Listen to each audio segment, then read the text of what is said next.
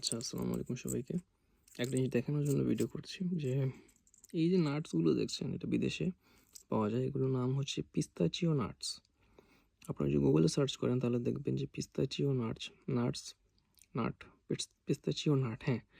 তো এই নাটগুলো আসলে আমাদের এখানে পাওয়া যায় এবং খেতে বেশ ভালো। আমি জানি না, একটা লবণাক্ত ভাব আছে, বেশ ভালো লাগে। আমি প্রথম ভাবতাম যে এটা মেবি হতে পারে কোনো আর্টিফিশিয়াল হয়তো সল্ট দেওয়া, বাট তারপর দেখলাম যে না, আসলে কোনো আর্টিফিশিয়াল সল্ট না। আমি যখন পড়লাম দেখলাম যে এটা আসলে ন্যাচারালি অনেকটা একটা সল্ট ভাব আছে, যে খেতেও বেশ মজা।